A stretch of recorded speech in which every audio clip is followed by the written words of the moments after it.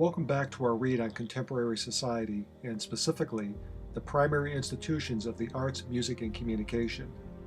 This is video 6F Part 6, which focuses on the music industry as a whole. In this video narrative, we are going to review the institution of music as one of the major communication mediums. We're going to start out with the institution of music and song. The artistry of music and song has a long history within humankind and has been one of the most pronounced of human expressions in communication over the millennia, shaped by societies and cultures throughout the world, and carefully nurtured by poets, intellectuals, artists across all classes of society. We find music and song embedded in academia, in schools, and institutes devoted towards developing that talent in works. The classics in music and song have the longest history in our culture, and they have both endured through the ages with splendid artistry, in symphonies, individual achievement, in operas, and societies throughout the civilized world. In large part, the art of note and song, coming from the classical music, has always been refined, dignified, and reflective of the highest quality. And thankfully, this art continues to this very day, gracing society with its vibrancy and melodies. Although somewhat dated, the big band music of the early to mid part of the 20th century was also a clean, energetic, and contributive period for both music and song in America, and it is fondly remembered as an emergence of deep American character, pre- and post-war, enlivening and entertaining a war-weary nation and energizing the spirit of a young nation. American folk music developed during the 19th and 20th centuries. Good, wholesome, family-oriented artistry of tune and lyrics, with meaningful, heartfelt messaging. In many ways, country and western was an offshoot of American folk music, echoing faith, American values, and what's good in our country. The melting pot of America provided a unique catalyst to generate many forms of folk music and song, as well as country and western, reflective of a native and immigrant cultures across our great country, and in some cases from across the world. Again, like the classics and the big bands, America folk and country and western speak to and reverberate with the enduring legacy of solid cultural values. In the early 50s, the remnants of the big bands and strong vocalists were still popular and graced the stage. The war generation was restive and coming of age with family and leisure time. America's economy was taking off, and so was aspirations across the society. The 1950s was a decade where American music and song started a dramatic shift. By the mid-50s, the big bands and solo artists were tapering. A new kind of music for a new restive generation was breaking on the horizon. Something started changing, driven by American youth and advancing communication technology. TV was spreading across the nation, and the visibility of a new, hipper music gained ascendancy, and the American teenager was gaining a hunger for something louder, more vibrant, even rebellious against the prevailing culture. That something was called rock and roll. By the end of the decade, nearly 50% of all music being sold in America was rock and roll. The rock and roll genre coasted from the late 1950s right into the next decade. The 1960s rock and roll was rather tame by today's standards. Many musical artists tailored their love ballads and their bands over to guitars, drums, dancing, and a quicker tempo. Not inclined to step over the line too far from the perceived decency standards, artists re-geared their music to what American audiences wanted and would tolerate. Yet the age of innocent, sweet music was moving swiftly into a new paradigm. America in the 1960s faced some of the most cultural turbulence it had ever gone through. A president was assassinated, his brother as well. A civil rights leader was assassinated too. The Vietnam War had escalated and was becoming toxic to the nation. Riots in large urban centers raged, and a rebellious youth were on the streets, campuses, in Washington raising hell. Civil rights marches lit up the South and our capital. Drug use, hedonism, and sexual revolution spread like wildfire across the country. Traditional culture was being questioned by a restive public and in many areas upended. The heart and soul of America was being burned, and rock and roll seemed to fan the flames, finding fertile ground to deepen into the culture, merging with minds and spirits, and one fed the other. The age of rock and roll was here to stay, and American culture was going to be reshaped whether it knew it or not. In the early 60s, the English band the Beatles landed on American shores and started their invasion, and the pace of rock and roll gained immediate momentum. At that time, Ed Sullivan was essentially the gatekeeper to American living rooms when it came to entertainment, and he held a firm grip. Quickly following the debut in America of the Beatles, on Ed's prize show, the door of legitimacy for the relatively new genre was opened. Other rock and roll bands were energized and emerged. In the 1960s, the entertainment industry went through an historic expansion and many levels of change. New companies formed, older ones faded. The focus became not just good musical artists, but the bands around them, which could be marketed under clever commercial arrangements. Advertising, promotions, concerts, and image became foremost objectives, and whenever linkage to sex, drugs, and hard music could be accomplished, well, that was just fine. Industry leadership was also changing, as were sponsors and business agents. Even organized crime stepped in to take a share of control of what they saw as an unlimited slot machine payoff. American music and song was being pushed into what would become a seismic shift. In the 1960s, rock and roll deepened in America's youth. The 60s became a proving ground where the early rock and rollers developed their music and their following, and new groups formed and hit the stage with widely expressive lyrics and sound. It was a decade of experimentation, of message, or just celebration. Demonstrably, it was a decade of continuous change. Over the ensuing years, the 1970s, 80s, and 90s, as well as into the new millennium, rock and roll grew and grew and grew. More bands, more artists, more groups. Music touchpoints expanded, promotions, concerts proliferated, and millions of albums were sold. What started out with the likes of Chuck Berry and the Beatles grew into an amazing industry involving tens of thousands of artists, musicians, and bands. The great rock bands during these decades connected with wide, eager segments of the population. Their appeal crossed lines of social, economic, and political strata, drawing in people from all age groups and ethnicity. And each band had a separate identity, magnified by their unique music and lyrics. Through these groups, over time, all manners of inspiration and social messaging occurred. Often the lyrics cried out about love, loneliness, aspiration, or dissent. The commentaries were sometimes clear and direct, other times subtle or obscure. Some of the bands were crap through and through, pushing dark themes of anger, drugs, violence, and sex. Other bands were just okay. Many were good, in fact very good at times, and some were simply fantastic, defining new riffs of music and tailoring exquisite music with lyrics which told uplifting stories. It's tough to pick the best of these groups, yet at different times, one or more of these bands rose to the top, the very top. Some stayed there, while others slid back. Some never emerged out of the gutter.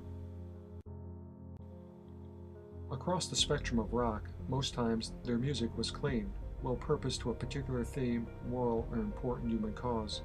Sometimes they would veer into the mud or push on the boundaries of normative standards. Each band, however, almost always had and shared a timeless perception of conscience and insight into life. Often it was a good perspective, and sometimes not. At times we liked what we heard. It resonated in some corner of our lives. Other times the music sounded shrill, distant, and offensive with sordid lyrics. Invariably, each band took a different path to sound out their feelings. Sometimes they just acted out. And all matters of individual connection, inspiration, and social messaging has occurred and continues to occur. Such was and is the continuing age of rock and roll. And concurrently over these decades, music and song morphed into many new genres. Of course, rock and roll predominated and came fully of age, yet America also experienced the popularity of other genres. Many classes of musical content evolved and techniques developed along with it. Pop was the most innocent and generally popular with the young, yet the other genres weren't all innocent. Over this period of time, the moral relativists had a virtual field day, deeply saturating the entertainment companies, the radio stations, and record producers with their self-serving nature, aggressively pursuing genres which would push out all boundaries, reflecting a revulsion of God and high principles, as these ideas were artfully woven into lyrics. As we've said time and time again, a relativist is not bound by noble principles, but covets baser things, vanity, power, money, and control. To achieve their end, it meant lifting all boundaries to music and blurring the lines of decency and generational respect. To make the most money, they had to have no limitations on their pursuits, whether they be legal, social, or moral. No limitations. And when the mind and heart are not bound by something, the darkness sweeps in and roots, and menaces emerge among us. What happened in music is hardly any different from what we've seen happen over the years in Hollywood and the larger entertainment industry. The music world has been equally poisoned. We see the toxin, especially in how the relativists harness social unrest, anger, poverty, and deviance to sell false narratives and empty musical genres. For relativists, dismantling lines of decency was simply the cost of admission to an industry where more money could be made. They don't care about how their aims are further impoverishing American youth or even whole communities. Selling them music and lyrics which glorifies drugs, sex, violence, social predation, and at times anarchy was certainly game on for the relativists. During these years, we've seen good rock devolve into heavy metal, punk, grime, rave, and others. And eventually we ended up with the bottom of the barrel, gangster rap, and satanic tunes, incorporating into their lyrics and tempo the darkest aspects of human character and social deterioration. Yet there's a malignancy to talk about. It's operative and deep in the music world of today. It has gripped a swath of talented artists and musicians with a toxic blend of anti-values and rejection of faith in God. Regretfully, it's been poisoning minds and hearts for 4 decades now, with belief in God plummeting among today's youth, combined with the declining morals and norms in society. Our youth have been made enormously vulnerable to the destructive forces of this malignant evil, an evil which is clearly manifesting itself in contemporary music, despoiling one more institution in our culture and putting generations at risk. We see quite clearly that in our contemporary institution and industry of music, the moral relativists have been actively slandering and marginalizing Christianity. To them, the goodness and order of a moral society is a threat to their nihilism and anarchy. It's a threat to their ability to promote violence, vulgarity, and sexual predations.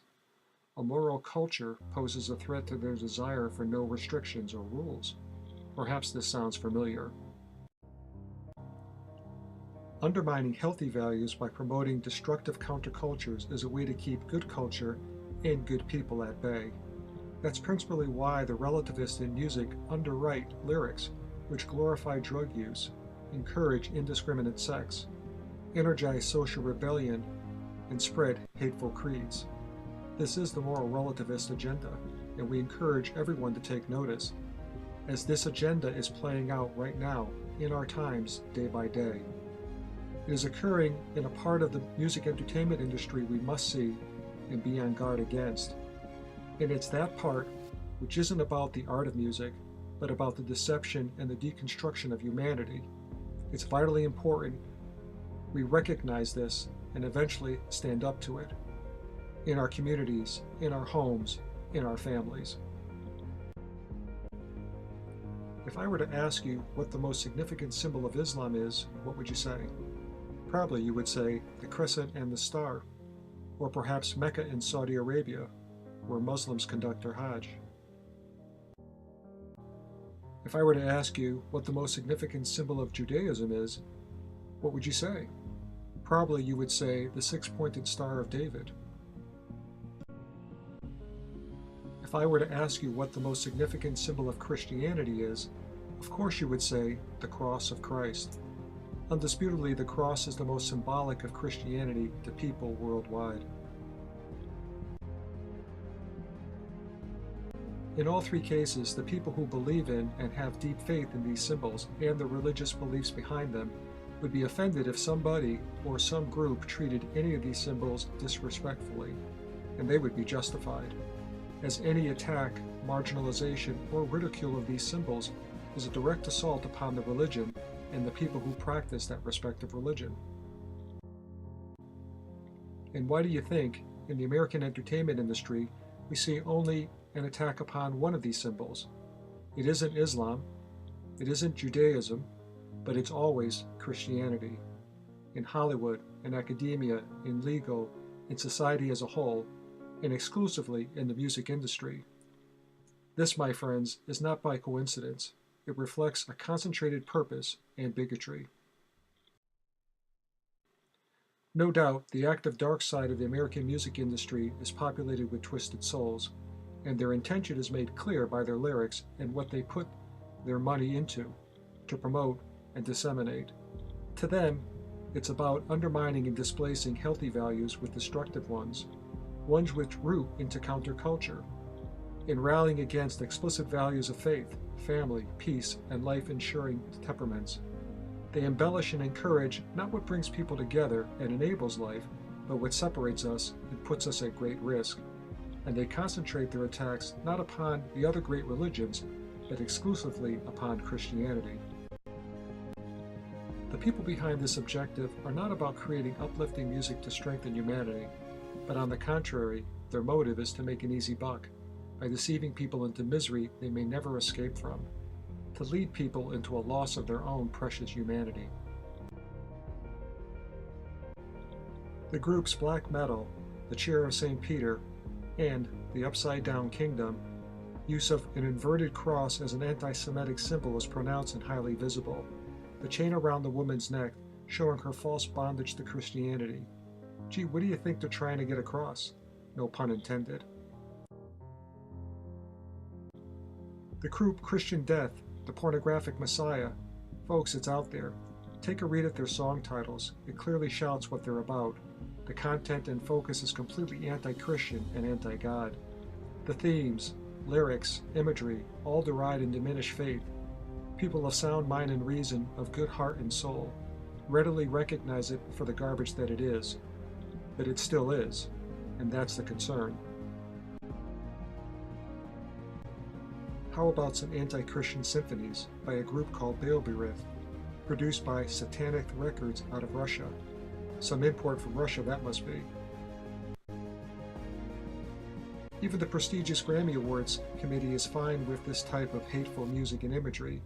A group which bends over backwards to promote their pet social causes, turns their back when hate speech is directed at Christians. Instead of denouncing the behavior as vile, they hypocritically honor the source, and by doing so legitimize the music genre. In 2016, the Swedish band Ghost is a recipient at the Grammy Awards and invited on stage with their dark, sick imagery to be a focus in the national limelight. Then there's Slug Christ by Genocide, A Tub of Blood. Here's a recent album. Now, do you see any ambiguous hateful imagery here? I didn't know clergymen pulled naked women around by chain and collar. Here's some more imagery in the mind of the musician. Oh yeah, he's got a message all right, and a record producer backing it.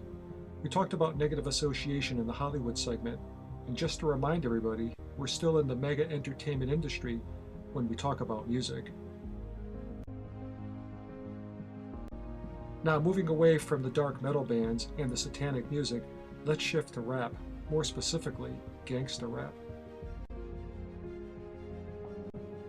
Aside from the blatant anti-Christian imagery and lyrics, we're getting the urban ghetto anti-values pushed into young black lives, young white lives as well, as the genre has pushed into suburbia. Gangsta rap, imaged with thuggery, weapons, drugs, death, violence, gold, and money, and justified with a defeatist victimhood. It's boldly arrogant with its universal deception and vulgar hate-filled lyrics. Hip-hop artist YG and Nipsey Hussle. You can just imagine how uplifting their lyrics are. Hip hop, gangster rap, urban, grime, whatever you want to call it, these are not life building or life enabling genres. They're essentially dark, depressive, and in many ways coercive, luring young, vulnerable lives into glorified violence, gangs, misogyny, and drugs. And the music industry adoringly accepts the crap under the guise of political correctness and observance of the urban culture. Here's NWA, a gangster rap group from 1991 out of LA. They were known for violence, guns, drugs, and mistreatment of women, one of the first in their genre. Although they're disbanded now, they lit the fuse. Here's the group called the Migos, a rapper group out of the South, showing off their gold necklaces, rings, and accessories. Two members had just been arrested at the Georgia State University performance for felony drugs and weapons count. Moral relativists in our face. Does anyone really think these guys are good role models for today's youth, especially youngsters in the urban ghetto with so many factors against them? There's more to be worried about: the satanic bands. There's a surprising number of them, typically heavy metal offshoots, but with a darker, more hateful themes and imagery. The message they promote is essentially the same across all these bands. God is evil, but the devil is okay. God's abandoned you, but the devil hasn't. Here's a list of some of the top satanic bands. Notice the names. It's all in the names. I Hate God, God of Horror, Ghost, Satanic Warmaster, Rotting Christ. Meet Gorgoroth.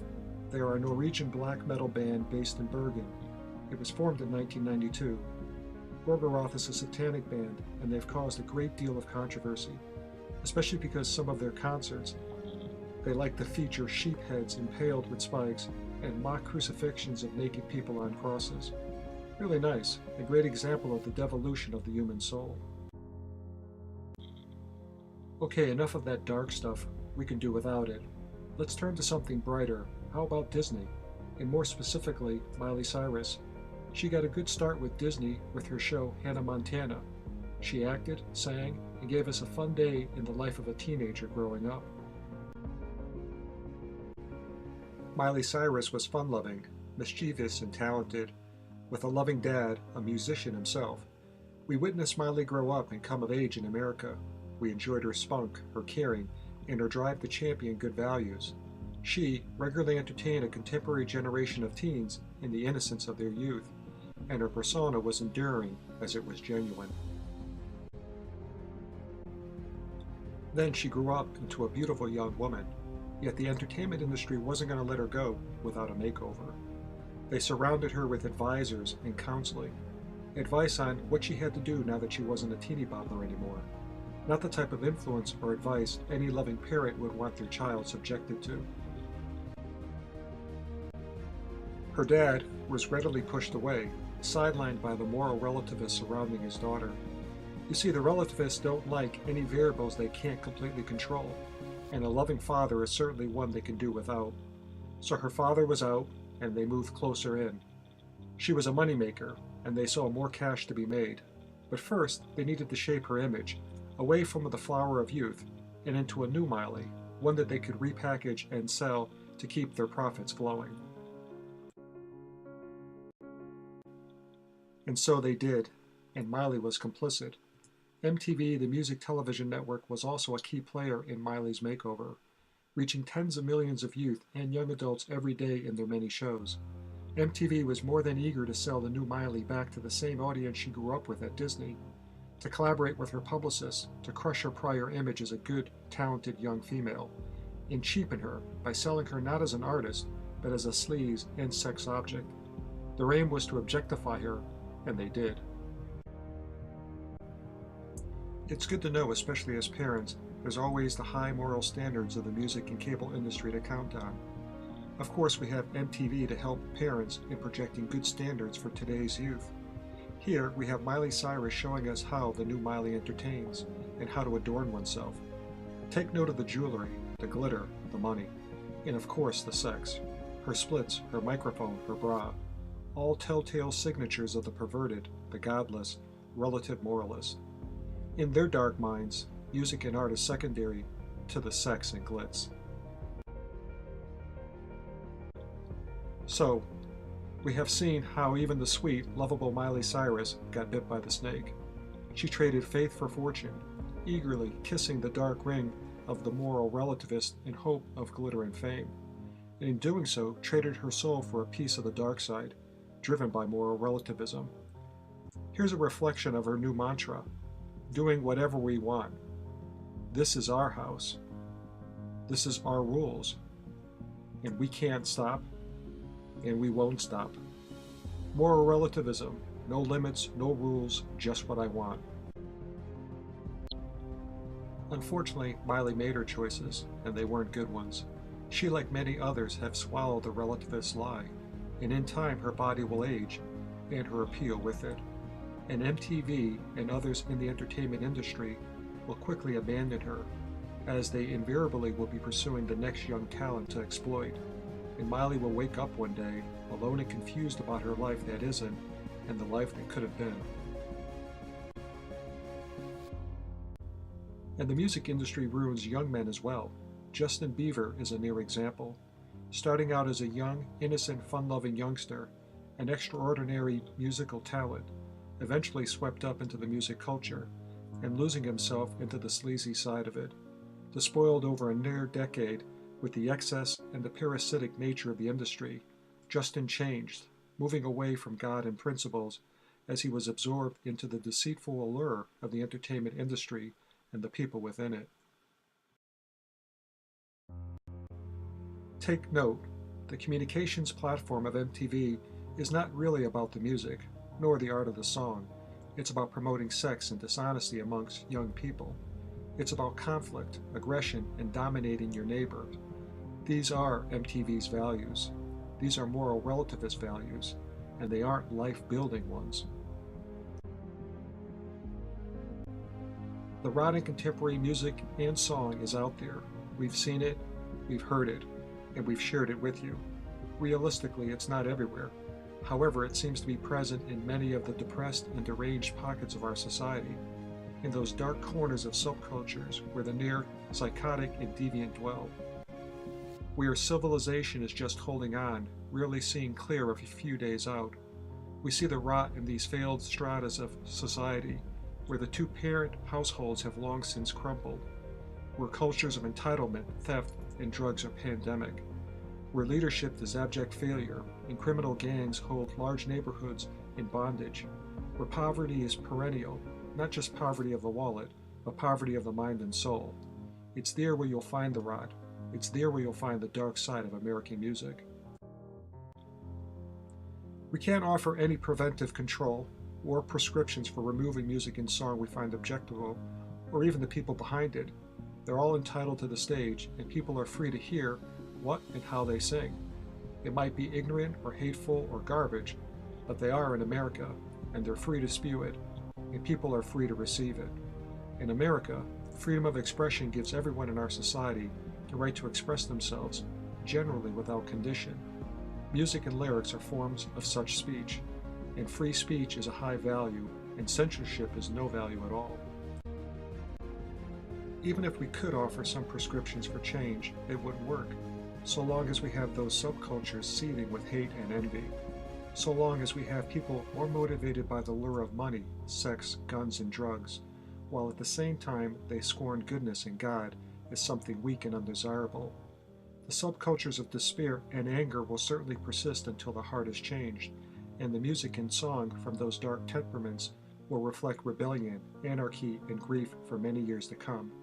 And there will be record labels and publicists who will farm this discord into profits and will insist on keeping their fields fertile so more money can be made.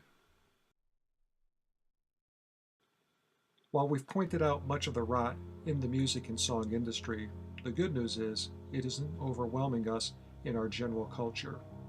As we both recognize and acknowledge, there is much more great music being made, and there is a vast inventory of past great music still easily accessible and enjoyed, and shared with audiences around America and the world, much more so than the tangled tunes of the relativist and dark of heart. and for that we can all be thankful. We still are hearing great poetry from our artists. As in all primary institutions, the darkness cannot ever overcome all the light, and we again see a very familiar pattern in the institution of American music and song, which we have seen in every other primary institutional group, the contention between the good and uplifting spirit of humanity, energized by a loving God and acted upon by human mind and heart, vying with the undermining corrupted vulgarity of the dark forces, which we openly call evil. We clearly point out as moral relativity and the rejection of God's love in our lives. Fortunately, at the same time, a lot of bad music and genre broke out and started spreading their dark, toxic lyrics. Good music ran concurrent and kept a solid pace in the American consciousness. In American music over the decades, as well as in the new millennium, there continues to be great music and song. And there should be, as human talent is deep and wide, persevering and relentless. Country and Western, folk, Christian, soft rock, pop, classical, and solos have been with us all right along, throughout the turmoil of anti-culture and moral relativism, and we are deeply rewarded in our culture by such artistry. There are many great musical artists and singers across the world, and their ability to compose genuine, heartfelt lyrics to raise human spirit, to encourage what is best for life, is both recognized and championed. We are thankful for the inspiration shown by so many good souls. Equally, we recognize and are grateful to those recording studios and entertainment executives who back good artists and their works, who keep the art in the music and don't despoil the institution. Let's be encouraged by the striking resilience of the human spirit in music and song, as we are still blessed with thousands of great artists, like the Jonas Brothers, or the British boy group One Direction, or good rock and roll from the decades behind us and the years ahead. Yes, unquestionably, moral relativism is trying to conquer the music world in its entirety, but it won't happen. There are too many great musical artists and bands out there, and they have a strong, loyal following.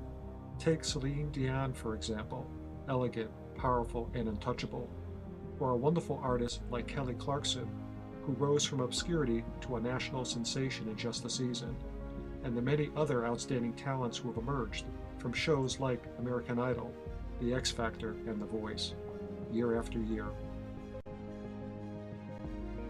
And we hold Lady Gaga, yes, that's right, Lady Gaga, as a major contributor to good art with deep meaning. Yes, there's the extravagance that comes with it, but at the end of the day, it's great, colorful entertainment. They are simply representatives of the many hundreds of great artists contributing their skills of heart to their music. They perform and entertain with determination and in the confidence of knowing who they are and who they are not. And we know they are not alone, woven into tremendous musical scores and deep, meaningful lyrics. So let's end on a cautious yet hopeful note about the primary institution. A good many lights are still burning, and we believe they will not be extinguished by the hateful among us, so long as good artists continue to stand tall and united through the love of great music. In some closing comments on our overall view, we would say music in America is clearly more good than it is bad. We see a consistent underlining strength of genuine art in music and songs that are being produced and recorded. Some follow traditional record label routes, others emerge as talent gets revealed to a nation, such as Jeff Gutt on America's X Factor in 2013 singing Hallelujah. Not just in America, but also in many other places around the world, as in Jon Hendrik, the national champion for Sweden's Got Talent in 2014, moving an entire nation with his songs and music. And yes, we do see the incessant intrusion of moral relativists seeking to poison and control the music we get to hear. We do see the relentless grind of the entertainment industry exploiting lives and lyrics for money and sexual allure. We do see the assault on Christianity. We do see the revolting heavy metal and satanic bands as a heresy against our culture and freedoms. And we are repulsed by the despicable prejudice against Christians by some hateful musicians and singers, whatever their rationale. And further, we do see the urban hip-hop gangster rap not as an expression of intercity culture, but as a cancerous toxin upon the innocent and an exploitation of a powerless youth. And finally, we sadly see the abuse of bands weighing against society when they champion hate, violence, drugs, and sex in their lyrics. However, we see most importantly, and we hope you do too, the great promise and resilience in the thousands of artists, musicians across the spectrum of nearly all genres, projecting brilliant music and song across many venues, promoting life-building values in their lyrics, and more importantly in people's lives, engaging society in respectful personal profiles considerate of decency and taste, and embracing high principles and spreading love, hope, and kindness across the nation. As a society and people, we must stand for decency and respect in our music, especially in regards to what is sacred in our culture, and God is sacred, and so are our children. Let's endeavor to keep the moral relativists in the music entertainment industry fenced in. We won't deny them the freedom to express themselves, however, we don't have to listen to it. Let's not buy their music, and let's publicly criticize their works whenever we can. Most importantly, let's act to prevent our children from accessing or listening to the rubbish, first by example, and second by teaching them about human values. This ends video 6F Part 6 on music. Please go to our next video narrative on the communication industry, where we will cover communications. Video 6F Part 7 will complete our contemporary review of music, art, and communications, as well as our entire critique of our culture's primary institutions in society.